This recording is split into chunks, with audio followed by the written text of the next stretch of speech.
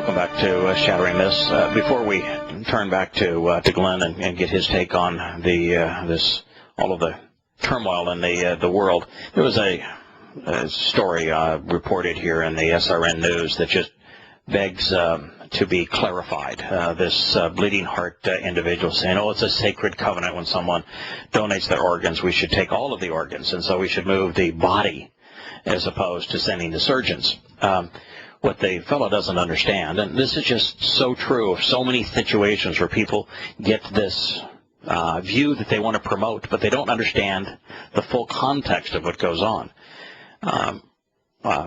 My airplane, for example, was used just recently, and it's used regularly to fly surgeons to harvest organs, typically hearts, lungs, that sort of thing, from a deceased individual, and they bring the harvested part back in the airplane to their patient, and they particularly like putting the harvested part back in the baggage area where the pressures are lower and where the temperatures are lower. But typically, when we're flying surgeons teams up for this kind of harvesting of parts, they're the same surgeons that are going to put that part into their patient.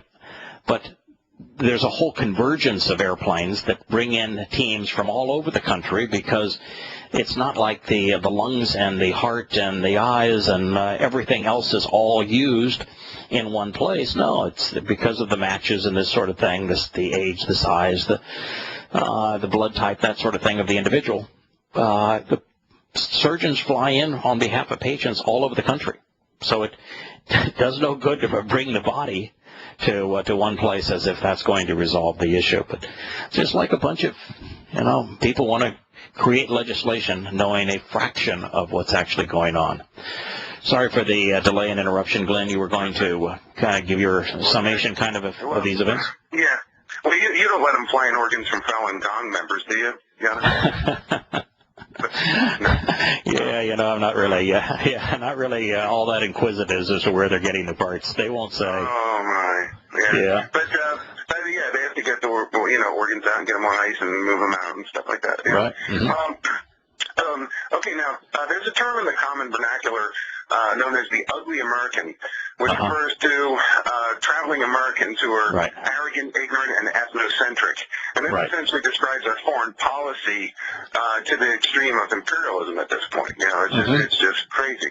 Yes, but, where we're forcing, we're doing what the Delian League did so many centuries ago. The Delian League was formed by Athens because Athens was unable to effectively defend itself against the Persians. So the Delian League was formed, where the Aegeans used their gunboats to impose democracy, their form of government, on all of the neighboring islands and on the Turkish coast, so that they would then have an alliance of people who would serve as a buffer and would be on the same military team to rebuff the Persian League. But the reason the Delian League didn't survive was that you can't compel choice. And they wanted to impose democracy on surrounding islands and people, just as America is trying to impose democracy on countries like Afghanistan and Iraq and Libya and you name it, and Egypt, and it doesn't work. That's why the Founding Fathers hated democracy. It's the immediate precursor to imperialism. Correct. But and about Russia and the U.S., I've always likened America and Russia, especially during the Cold War, to Athens and Sparta. Now which people is more Spartan, more stoic, more likely to be able to endure the privations of war? Not a good idea to be defying the Spartans if you're an Athenian. Yeah, but well, I think you're right in that the Russians are far more likely to endure the rigors of war than are Americans at this point. The American military is more Spartan than any military on earth. So we we are a little bit of both. Our military is, in terms of aggressiveness, in terms of depriving of freedoms, in terms of indoctrination, to view killing an enemy as a heroic deed. Our indoctrination, our lack of freedom in our military, the command and control structure of our military is extraordinarily Spartan, and also America now offers citizenship to a foreigner who is willing to serve in the U.S. military, so there's a lot of Spartan in the U.S. military, but in terms of people, you're right. The Russians are far more able to endure a long war than the Americans are, but the fact of the matter is that the Russians have no interest in fighting this war because their country is finally out of debt. They are extraordinarily prosperous, and America is in debt and can't afford to fight the war. If America were to fight another war, all pretense of being solvent would be gone. We would bite off both of our own arms and both of our legs if America engages in another war. But at this particular juncture, right this very moment, if the Russians act with blitzkrieg type speed and efficiency, they can lop this thing off, and before anybody even knows what happened. Yeah, they did. That was certainly their behavior in the Georgian Republic. Now, exactly. Right now, I have absolutely no sympathy for the Ukraine. I mean, all you have to do is look at their history and treatment of the Jews, and look at the fact that the Jewish population in the Ukraine is dwindling at just an astounding rate. And when you have a nation that was 6% Jewish by population in 90 years ago, and now is 0.2%. And has gone from 1% to 0.2% just in the last decade. You've got something terrible amiss in this country that is known for their grotesque anti-Semitism. This is not a group of people that I would want to come to the rescue of. There's something seriously wrong morally with these people. So it's at least during the Soviet era, they were given the opportunity to make Aliyah and get out to Israel. Or wherever. Yes. One last thing I was going to say, in terms of the worldwide picture, I can still personally remember the first time the Time magazine cover featuring the population bomb.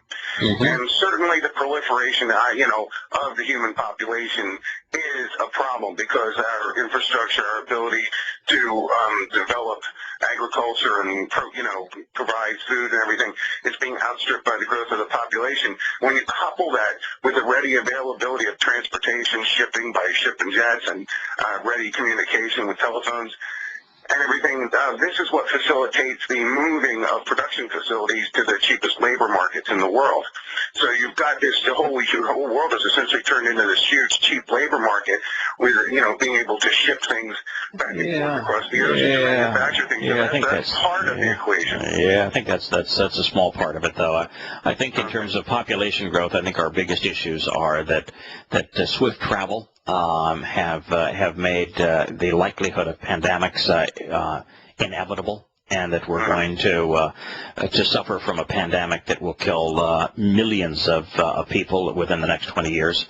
I think also we have over-engineered our crops such that we're not able to keep pace, and we're not able to keep pace with diseases. There's a red rust that is infecting wheat in Africa that is out of control. So I see that crop-borne diseases that now spread and wipe out entire species because of the transportation prowess of the world is such that I think we are going to have mass starvation in addition to a pandemic. But I think that the biggest issue of all is economic. But I don't see it that merchants are seeking the cheapest labor market as being the biggest problem economically. No, I didn't mean to imply that it was, but I can see how it is. It is. Yeah, it's a contributor. I think that economically the biggest factor is what we're witnessing in the Ukraine, which is that people have become parasites. It's what we're witnessing in the United States, that people have become parasites. They don't contribute, and they deprive. And they think that they're entitled to retirement and to medical care and to subsidies on food and housing and this and that and the other, and that they're they're asking their government to provide it by going into debt, and that they're making themselves pawns. They're literally enslaving themselves as dependents, and I think that is the single biggest problem economically worldwide. And then, of course, you have this great upheaval of religious intolerance and religious zeal to impose one's religious beliefs on others, and particularly in Islam. And it in the Middle East right now is a wildfire that is amongst the largest contributors to the demise of humankind as we have known life on this planet. I was just speaking to my parents last night, and I'm saying, I don't know how people who don't open God, how can you look at this world as a secularist and have any sense of hope, Yes. Whereas, we know that as in the days of Noah, Right. it's coming. Eventually it's going to lead to, blood, fire, and pillar smoke, Yeah, but unfortunately, Glenn, the vast majority of people are, the worst things are looking more and more to their government and to their military and to their economic institutions and their political institutions to protect them. And this is empowering the very institutions that are counterproductive today. So I see this getting far worse. Or worse yet, they're not looking at all. They are so blithely ignorant, they don't even entertain you. They look to their cell phone video games and just don't entertain the question. They look, 18 inches in front of their face and don't even perceive that they're walking into the light pole or off the Right. It's called the normalcy, the normalcy syndrome. The bias. And the normalcy bias or the normalcy syndrome is such that people have become accustomed to what they have been kind of accustomed to, and cannot imagine that the world is going to be radically different than what they're accustomed to. And so they can't imagine that there will be no gas for their cars, that there will be no electricity for their homes, that their bank accounts will be at zero, that there will be total collapse economically, that the world is going to be at war. They can't imagine the chaos that is surely coming, and it's unavoidable because they are just stuck in, well, this is my new normal. We'll be back in a moment.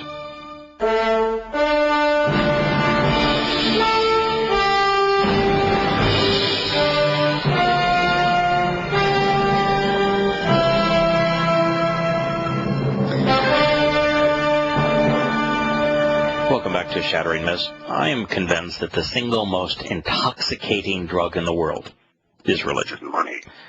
Well, no, that's Glenn that money is an intoxicating thing, to be sure. But and the reason that money is intoxicating is because that it is an illusion. What we consider to be money almost everywhere in the world today is fiat, which means that the currency is actually based upon debt. And it's a liability instrument. It's a promissory note, an obligation to pay as opposed to a asset. So money really is a liability. And the only value of that liability is faith, belief system, in the economy and governance of the country that issues it. So it is faith, literally blind faith, in the value, the merit of the country that issues it. So it is, if you really understand what money is today, then you have an appreciation for it is an intoxicant. But I think that the greatest intoxicant is still religion. Now, I'm not going to argue with you, Glenn, that the reality is that ultimately nations like the United States and its Fed and the IMF and the World Bank and really throughout the world, that they are loaning more money to get people more in debt because ultimately it's the phoenix. It is that the currency is going to be the primary tool used to unify and control the world.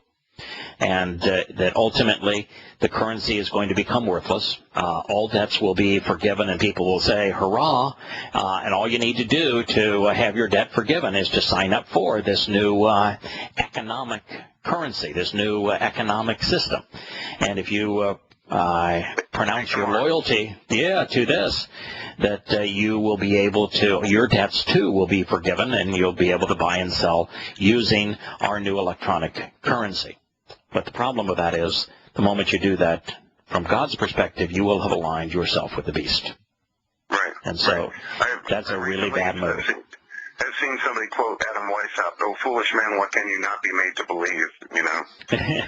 Exactly. Exactly, and that is the problem.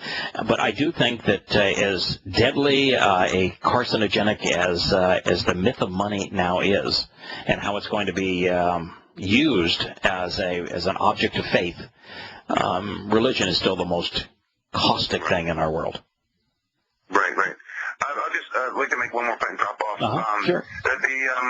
I've heard numerous people quote Department of Defense study that cites how the thin veneer of civilization is peeled away within a matter of days from the moment of the electrical grid failure, and then within two weeks you're down to cannibalism within 2 weeks. Yeah. So I'm not really that much afraid of the government.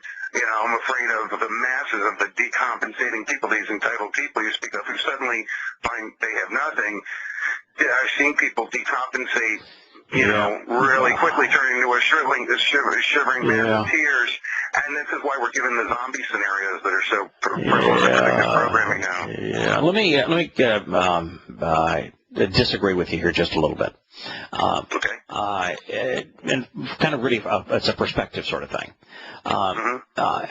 It is apparent that the system that we have established of communications, which manages all of the grids, whether it be power grid or communications grids in the country, are susceptible to one EMP device. In fact, they're even susceptible to one significant solar storm, where the very fabric now of society could be turned off, so that your credit cards are useless, so that your internet communications are useless, so that your phone communications are useless, and it could be turned off in a matter of seconds. So that you go from you go from knowing and having access to your funds in a bank to not having access to them, to your credit card working to it not working, to the store being able to process a sale to not being able to process a sale, to you being able to buy gas for your car to you can't buy gas for your car, to you being able to call your relatives and family to you not being able to do that,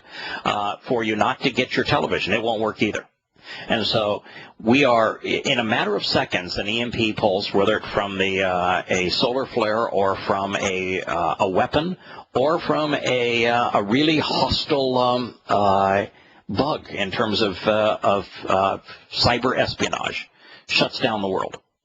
Now, when that occurs, and I think it is likely to occur, I do think you have to be worried about your government, and that's the only place that I want to disagree. And that is because I think what you're going to witness is what we witnessed in North Korea, where if you're part of the army of gun-toting individuals on behalf of the government, whether you're in the military or in the police, you'll be fed.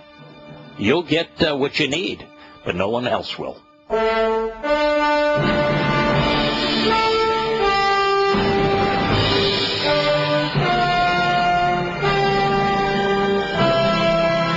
Welcome back to Shattering Myths. We're talking about the world as it's going to become. And I wanted to make 2 points, Glenn, and let you feel free to refute either of them. I don't think one of them that you're going to challenge, but you may choose the other. Is that I do think that the promise to those in the military and the promise to those in the FBI and the CIA and the various forms of police is that they'll be fed. They'll get their bullets, they'll get their food, but it's the rest of us that will be deprived. So we should be concerned about it. Yeah, we should be concerned about the government. We're going to be the zombies to be shot at and considered the enemy. and feel free to challenge that if you disagree with it. But well, the biggest. No, I'm in agreement. I was perhaps I was a bit too categorical, or just that I'm not merely afraid of the government. But Right. certainly, Correct. without a doubt, eventually, a draconian crackdown, will gain the upper hand. But Right. At least initially, the chaos ensues, and then the crackdown comes. Yeah, but the part I want to agree with you here is that if you think that owning a gun you're going to be able to protect your fortress home, and if you think that I bought this freeze-dried guy's food, and I have a month's worth of food, and I have a month's worth of water, and I have a month's worth of batteries, and so I'm going to, with my bullets and my food, I'm going to protect my family, and the rest of you out there can starve. That is not going to work, because if you are known to have food and other people are starving, they're going to come steal it. And so it won't do you any good. Ultimately, I retire into the presence of Yahweh. Yahweh just says, I'm going to prepare a place for you that where I am, you may be also. There you go. That's my retirement, and I'm not hell bent on staying in this world and keeping this body alive forever. I'm trusting God. Correct.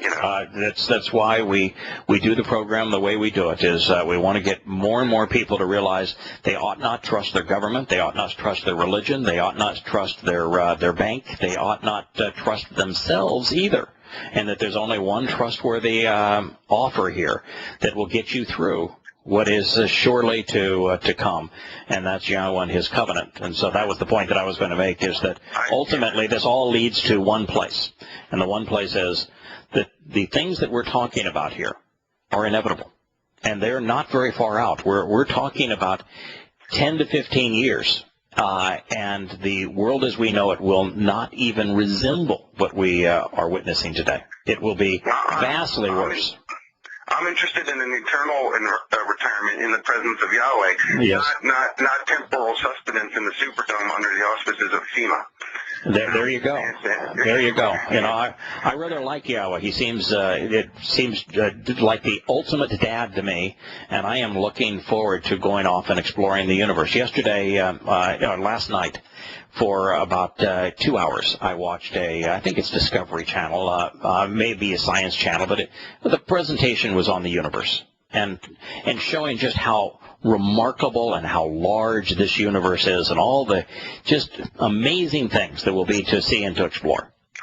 And that looks to me to be a whole lot more interesting than trying to ward off the machinations of evil men depriving other men and women of sustenance. Right, exactly. So, one last quick pronunciation question for you. I've been meaning to ask this for days. Yes. Best case pronunciation for Yosha's name. Sometimes I'm hearing an E-O diphthong, other times I'm hearing just an O. And unlike the Messianic Jews who say Yeshua, who put a U-A in at the end, you just do the A. But sometimes I'm hearing the E-O diphthong like Yahowah, and sometimes Yosha. Which is your best? Yeah. First of all, I think you know this, that my diction is probably among my greatest weaknesses. So I always do this show with some fear and trepidation, because I am not disciplined as it relates to my diction. My only contribution is that I've been given the capability of connecting things that other people don't seem to see as related, and therefore can provide a perspective that's more understanding-based than it is knowledge-based. But I am not one who is ever going to say that my diction should be emulated. Now, that said... I'm just being completely earnest. I know. Okay. Here's... All right. Okay. So here's the best that I know, is that as it relates to the first two syllables, it is definitely Yah-O. And the problem here is that there has been so much corruption over time that there are some names that we have this tendency to, like Yahudah, to pronounce Yahu as opposed to Yahodah. But every word that we in Hebrew that we know that there was no reason whatsoever to corrupt the sound, that has been passed down to us by mouth to ear for generations. In every single one of them, the wa is pronounced as an o. For example, Torah is a wonderful example. The most commonly used Hebrew word of all time, shalom, is another example. And so it's definitely Yah-O. And so it's not a diphthong. The two letters aren't combining to make the Yao sound. It would actually be like it would have Yahweh. It would really be like Yah-Osha. Yes, correct. Like that's what I was wondering. Why yes, isn't it Yah? It is too. It is the yod is very similar to the English consonant vowel, and so would be like the Y and yes. The hey, which is the second letter of both Yahowah and Yahusha, is a vowel. It is the ah sound, so it's Yah, and then the wa is definitely an o. And I know that the approach that you're taking to this is, you recognize that I've taken the time to look at the entire Hebrew lexicon and every word that contains these letters and how are those letters pronounced. And if you take the time to do this, you don't have to be smart. You just have to be willing to invest the time. What you find is that the three vowels, one of which is repeated in Yahweh's name, are definitely Yah, E, Ah, O, Ah. And so now in the case of Yahusha, after you have the Yah-O, which is identical to Yahweh's name, the Shah is from Yasha. It's a contraction of Yasha. Yasha is the Hebrew verb meaning to save, to deliver and to save. And so Yasha, the SH sound in Yasha is from the Hebrew shin, and the ah sound is from the Hebrew ain, which is. But it's never uah. No, it's not uah. It's not uah. Right, so no. that's clear. But the problem I was having was with that, like the AO, but it's not a diphthong. The two vowels do not combine to create the new sound ow. Ow. It would actually be more like Yah-Osha, like with a stop in there. Yah-Osha. Yeah. Now let me add one other potential wrinkle in all of this. There is some evidence. First of all, if you look at the Masoretic text, 220 times that you find the name Yahusha, it is written as a yod, hey, wa, shin, ain. And there's two times where where the last syllables are, rather than sha, are shua. And the shua is a different verb. It means to cry out. And so it would be, and it's used twice. Yahowah, if it was to call out that which is kara, then that would fit, because Yahowah, through Yahusha, is calling us out of this world. But to cry out, there's a couple of times where it fits, where, he's on the upright pillar, and So there's a couple of times where it fits, but it doesn't fit very often. Now, the issue here, and I just love to throw everything out and let people investigate the evidence and come to their own conclusions. There's a couple of individuals who are active in the Yah forum who have done a review of a database that claims to be based on the Dead Sea Scrolls. And if you search the database, it shows a number of places where it is Shua, as opposed to the Masoretic Yahusha. And so they've at least thrown it out to say, that's worth considering. Thus far, I've only seen one of the Qumran scrolls where they actually have a picture of the name written, where it is written in a manner that you'd say, I'm not really sure what that is. The handwriting in this particular case is really bad, and it's difficult to know what was actually written, but it's at least enough to say, it's worth considering. But as I studied it, and it's primarily talking in the Torah, prophets, and Psalms of Yahusha, the Ben Nun, the son of Nun, the son of the perpetual one. So it's referencing the person that whose name's been corrupted to Joshua, Yahusha, Ben Nun, the one who took over for Moshe. So while it is referencing him, he is the prototype, and it's the same name that was given to Yahusha ben Yahowah. Which many studious Christians are aware of that. But still they don't even attempt to correct that. Even Joshua would be better than Jesus, right? Oh, of course. Absolutely. But, and they know it's the same. They know it's the same name. I know. I've prayed about that at times. How can they be the same name and pronounced so differently? And of course, there are lots of reasons for that. One is that a name like Yahowah and Yahusha, particularly Yahusha, that ends with an A, is feminine in Greek, and so it would be a woman's name in Greek, and so. Was part of it. It was changing it to us to give it a masculine sound to it, but it's not a Greek name. So why would you carry on the Greek masculine change when it's a Hebrew name? It's utterly absurd. Well, Jadis, I've often wondered that. Yes, indeed. We'll be back in a moment.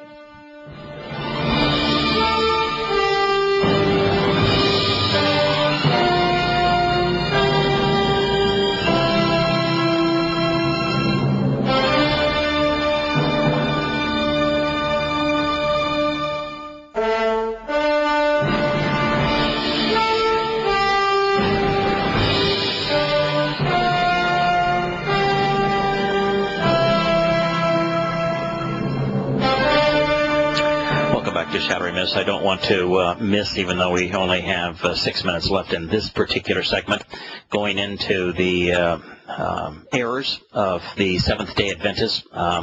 Here, they like Christians in general want to establish the Torah as the law of God as opposed to His teaching, and then they see that law as is completely summarized in the Ten Commandments, even though there are no commandments, and then they want to summarize all of that as to a single statement and nebulous concept of love. So here they go. It says the great principles of God's law are embodied in the Ten Commandments and exemplified in the law of Christ. They express God's love, His will, and His purpose concerning human conduct and relationships, and are binding on all people in every age. They get all of this wrong. The Torah is not a set of laws. It's guidance from our Heavenly Father, not laws to be obeyed. There's not even a Hebrew word for obey. Glenn, you've listened to this program and read some of the studies of Yahweh's testimony. I think you're aware that there's only one of the 10 statements etched on those 2 tablets that was written in the imperative mood. So there's only one of them that could even be considered a commandment. Right. Yes, I understand it. I'm still wrestling a bit with this concept because and this whole concept of the imperative mood in the Hebrew, because in the Torah and the prophets and the Psalms and Proverbs and the Tanakh and everything, there are clearly specifications. For example, they got issues as instructions to do things a certain way that, sort of have an imperative tone to them. Like when you build a tabernacle, make it thus and such dimensions of this material and adorn it this way, where these are clear, instructions which are imperative in nature, linguistically speaking. So I get what you're saying. I'm just not, I have a lot more reading to do before I totally get that. Yeah. Yes, what's interesting, by the way, on the imperative mood is that the vast majority of the time the imperative mood is deployed, it's not in an imperative statement. It is deployed as an expression of volition. In fact, if you look at any Hebrew tome on grammar, they will quickly say that while the imperative mood can express a command, it is used primarily to express volition, which means the will or the desire of the speaker. So it's so even when it's used, you have to look at it that way. Well, and when Yahweh says transport the ark on poles, and you transport it on a cart with wheels, and it falls and gets somebody killed, that's pretty imperative to me. You know, you haven't done what you were told, and it led to a consequence. So I'm still wrestling with this whole imperative mood thing. Yeah, you know, and it's worth considering. And by the way, very few of Yah's instructions are written in the imperative. Very few. Right. In fact, that's why I was saying that the 10 that are considered commandments, only one of the 10 is written in the imperative mood, and it's the one that is the most prone to choice and the least prone to being a command. It happens to be choosing to value your mother and father, and he's not speaking of our earthly mother and father, but instead, right, exactly. And so there are very few places that are where there is an actual command written in the imperative, and in almost every case, it expresses the desire of the speaker or of the option of the object of the instruction, and them being able to embrace this as a in the sense of free will. For example, I'm sure you have taken the time in your investigation to discover that there really is no Hebrew word that means obey. That when you read obey in an English translation, it is a corruption of the Hebrew word shama. And shama means to listen. And it's, to get from listen to obey is a gargantuan stretch. And so there are, however, so that there's no misunderstanding here, and to agree with your perspective, there are at least 5 instructions from Yahowah, which we either accept, or the consequence is that we are excluded from having a relation with him and being saved by him. So when he, for example, talks about the 5 requirements to participate in the covenant, well, we are free to reject them, and there is no obedience here. If we don't accept them, if we don't embrace them, if we don't agree to them, then the consequence is we can't engage in a relationship with him, and we can't spend eternity with him. We'll be back after the break.